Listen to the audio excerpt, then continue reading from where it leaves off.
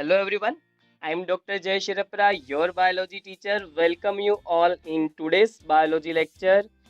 In today's lecture, I am going to start new chapter and the name of this chapter is Reproduction in Organism. ये chapter reproduction unit का first chapter है। 4 chapter है total reproduction unit में। First chapter है reproduction in organism.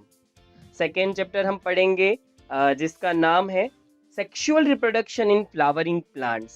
Flowering plants में sexual reproduction कैसे होता है, सीड एंड फ्रूट्स कैसे फॉर्म होते हैं। थर्ड चैप्टर ह्यूमन रिप्रोडक्शन के बारे में है, reproductive organs, functions of reproductive organs, sperm production, ovum production. And fourth chapter reproductive health के बारे में है कि हम हमारी रिप्रोडक्टिव हेल्थ को किस तरीके से मेंटेन रख सकते हैं। टेस्ट ट्यूब बेबी जो आपने सुना होगा उसके बारे में थोड़ा बहुत कंटेंट है और कॉन्ट्रासेप्टिव मेथड्स। ये जो आज का हमारा चैप्टर है रिप्रोडक्शन इन ऑर्गेनिज्म, कहीं ना कहीं ये आपको आपकी पास्ट स्टडी से रूबरू करवाएगा, आपको वापस से रिकॉल करवाएगा वो सब जो आपने लोअर स्टैंडर्ड में पढ़ के रखा है। यहाँ पर कुछ कॉन्सेप्ट ऐसे हैं जो ऑलरेडी आपने पढ़ रखे होंगे, तो ये चैप्टर आपके लिए काफ़ी इजी रहेगा।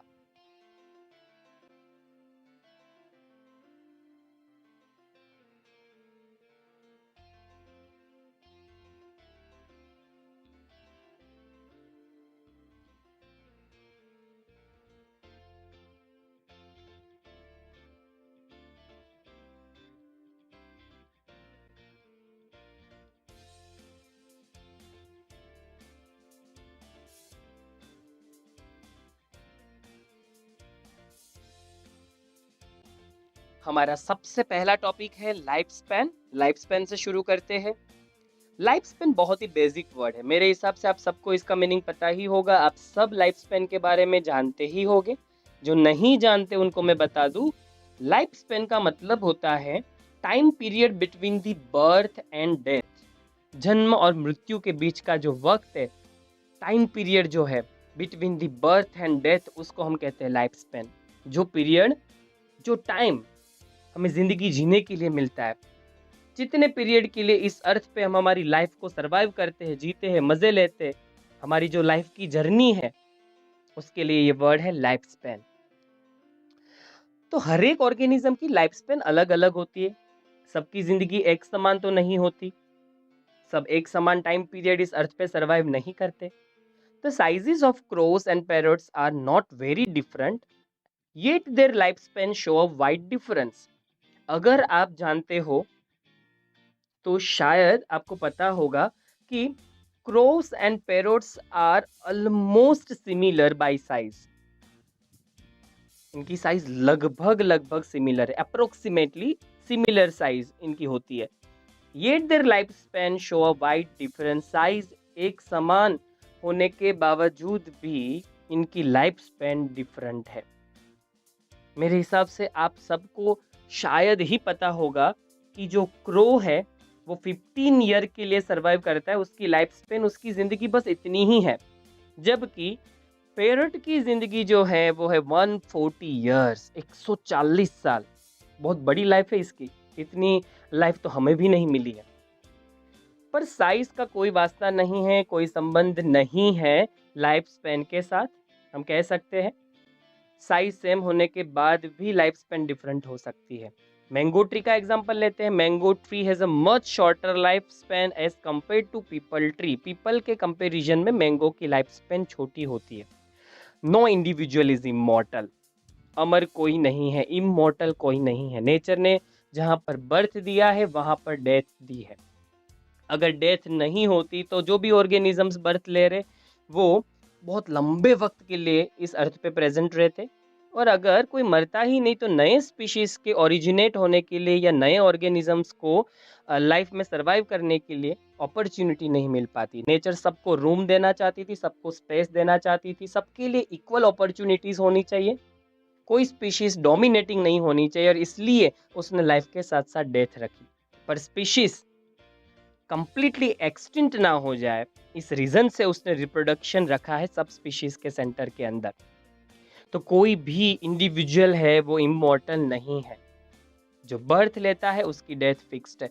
कुछ फिलोसोफर्स का कहना है कि जब हम बात करते हैं लिविंग ऑर्गेनिजम्स के कैरेक्टरिस्टिक्स की, तब उनका मानना है कि ग्रोथ, डेवलपमेंट, कॉन्शियसनेस, मेटाबॉलिज्म, उसके अलावा रिप्रोडक्शन, इसके साथ साथ कुछ और भी फीचर्स है जिनको इंक्लूड ज़रूर करना चाहिए, और वो है बर्थ एंड डेथ। इनका मानना है कि birth and death both features are unique features of living organisms. Living birth लेते हैं और जो बर्थ लेता है उसकी डेथ भी फिक्स्ड है। इसका मतलब ये हुआ कि लिविंग उसी को कह सकते हैं जो बर्थ लेता है, और हर एक लिविंग ऑर्गेनिज्म डेथ शो करता ही है, एक्सेप्ट सिंगल सेल्ड ऑर्गेनिज्म। इन्होंने यहाँ पर एक्सेप्शन दिखा है, पर ये एक्सेप्शन आधा अधूरा है। कोई भी सिंगल सेल ऑर्गेनिज्म अमर नहीं होता, इमॉर्टल नहीं होता। हम एंटीबायोटिक्स लेते हैं तो हमारे बैक्टीरियाज जो हमारी बॉडी में होते हैं डिजीज कोजिंग, उनकी डेथ हो जाती है। पैरामीशियम अमीबा को भी किल किया जा सकता है, ये अमर नहीं है। फिर ये वर्ड यहाँ क्यों है? सिंगल सेल ऑर्गेनिजम्स को एक्सेप्शनल केस क्यों शो किया है, उनको यहाँ पर इमॉर्टल क्यों दिखाया है? क्योंकि अगर एक बैक्टीरिया है और उसको प्रॉपर न्यूट्रिशन और नरिशमेंट मिलता है, तो एक सिंगल बैक्टीरिया से 3 to 4 डेज के टाइम पीरियड में मिलियंस बैक्टीरियाज फॉर्म हो सकते हैं। उनमें से शायद आप कुछ लाखों को मार दे, तब भी बाकी बचे हुए बैक्टीरियाज के थ्रू वो पुराने बैक्टीरिया की लाइफ अभी भी चलती रहेगी। उनके क्लोन्स है ये बैक्टीरिया। शायद आपको पता हो, आप पुराने लिटरेचर्स में इंटरेस्ट रखते हो, आप हिंदुइज्म के बारे में जानते हो, हिंदू लिटरेचर्स के बारे में जानते हो, तो आपको पता होगा कि महाकाली ने एक राक्षस का वध किया था, और उसमें उस राक्षस को जैसे भी इंजरी होती थी तो उसकी बॉडी से ब्लड ड्रॉप्स गिरते थे, और हर एक ब्लड ड्रॉप्स में से एक राक्षस प्रोड्यूस हो जाता था। कुछ वैसा ही बैक्टीरिया के साथ है। तो जब तक सारे के सारे आप ब्लड ड्रॉप से प्रोड्यूस हुए राक्षसों को एक साथ नहीं मारते, तब तक नए नए राक्षस प्रोड्यूस होते जाएंगे, और हम नहीं कह सकते कि वो कम्प्लीटली मर चुका है। क्योंकि आपने अगर 10 मारे हैं, अभी भी 5 बच गए हैं, उस फॉर्म में वो राक्षस अभी भी जिंदा है, उनके क्लोन्स के फॉर्म में जिंदा है। कुछ वैसा ही कॉन्सेप्ट यहाँ पर सिंगल सेल ऑर्गेनिज्म के लिए है, इसलिए यहाँ वर्ड यूज़ किया है कि except single cell organisms. There must be some processes in living organism that ensure this continuity.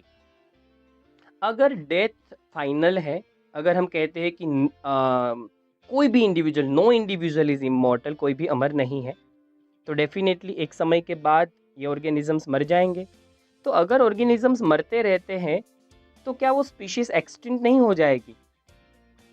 पर नहीं, नेचर ने नई स्पीशीज को मिलियन ईयर्स का वक्त लेके बनाया है। इवोल्यूशन प्रोसेस ने मिलियन ईयर्स का वक्त लिया है। नेचर ने जो ये आर्ट फॉर्म किया है, बायोडाइवर्सिटी फॉर्म की है, उसके लिए उसको मिलियन ईयर्स लग गए हैं। और नेचर बिल्कुल नहीं चाहती कि ये लाइफ जिसको प्रोड्यूस होने में इतने साल लग गए हैं वो ख़त्म हो जाए। इसीलिए नेचर ने एक ऐसी प्रोसेस रखी है हर एक ऑर्गेनिज्म के सेंटर में, जिससे वो मरने से पहले अपने जैसे ऑर्गेनिजम्स को फॉर्म करके जाता है, जिसको हम बेबीज कहते हैं, ऑफस्प्रिंग कहते हैं, प्रोजेनी कहते हैं, न्यू जनरेशन कहते हैं। और जो प्रोड्यूस होती है रिप्रोडक्शन नाम की प्रोसेस से। इसलिए भले ही वो खुद मर जाते हैं, उनकी डेथ हो जाती है, पर उनके पीछे उनकी जनरेशन, या फिर हम बेटर वे में कह सकते हैं कि उस स्पीशीज को कैरी फॉरवर्ड करने के लिए नई जनरेशन होती है, नए यंग इंडिविजुअल्स होते हैं, और वो हमारी इस जनरेशन को, हमारी स्पीशीज की कंटिन्यूटी को इस अर्थ पे बनाए रखेंगे। It is reproduction. जैसे मैंने आपको बताया, ये प्रोसेस का नाम रिप्रोडक्शन है, जो स्पीशीज की कंटिन्यूटी इस अर्थ पे बनाए रखता है। Something that we take for granted, पर इस चीज़ को हमने थोड़ा सा फ़ायदे की तरफ ले लिया है, और स्पीशीज की कंटिन्यूटी के लिए रिप्रोडक्शन होना चाहिए। रिप्रोडक्शन फिर इतना नहीं होना चाहिए कि पॉपुलेशन में ब्लास्ट हो, क्योंकि ओवर पॉपुलेशन की वजह से पॉवर्टी, करप्शन और अनएम्प्लॉयमेंट जैसे प्रॉब्लम्स धीरे धीरे इंक्रीज होने लगते हैं।